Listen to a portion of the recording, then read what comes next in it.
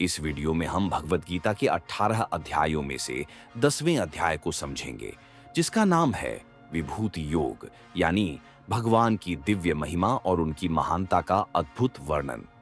पिछले अध्याय में हमने भक्ति के सर्वोच्च रहस्य को जाना।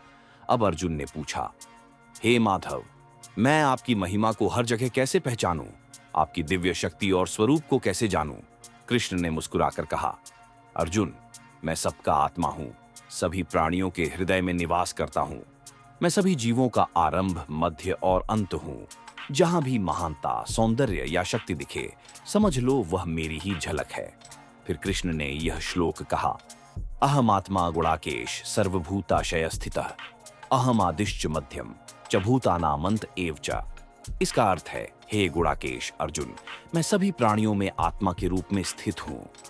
मैं ही सभी जीवों का आरंभ, मध्य और अंत हूं। इस अध्याय को बेहतर समझने के लिए हम एक कहानी भी सुनेंगे, जो आपको इसके असली अर्थ को जीवन में अपनाने का सरल तरीका बताएगी। अद्विक नाम का एक जिज्ञासु बच्चा था। उसे सूरज, सितारे, नदियां और पहाड़ देखना बहुत पसंद था।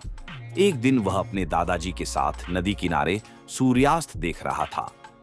अद्विक ने पूछा, दादाजी, लोग क्यों कहते हैं कि भगवान सबसे महान है? क्या भगवान सच में हर जगह हैं? दादाजी मुस्कुराए और बोले, चलो मैं तुम्हें भगवान की झलक दिखाता हूं। वे दोनों नदी के पास गए। पानी की लहरों में सूरज का प्रतिबिंब चमक रहा था। दादाजी बोले, अद्विक, इस जल की शीतलता और जीवन देने वाली शक्ति, यह भी भगवान की महिमा है। फिर वे मंदिर में जलती हुई अग्नि के पास गए।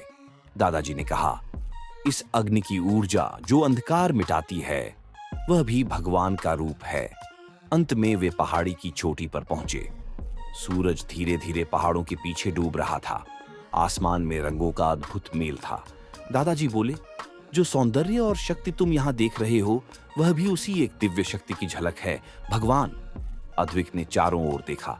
पानी, आग, पहाड़, आसमान, सब कुछ जैसे भगवान की उपस्थिति का गीत गा रहे हों।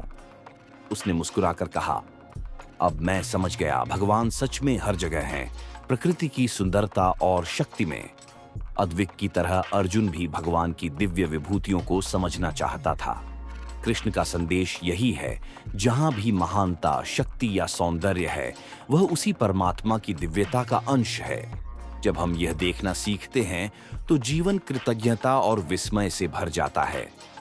अगले अध्याय में हम जानेंगे भगवान का विराट स्वरूप, विश्वरूप दर्शन योग, जहां कृष्ण अर्जुन को अपनी दिव्य और अनंत रूप की झलक देंगे।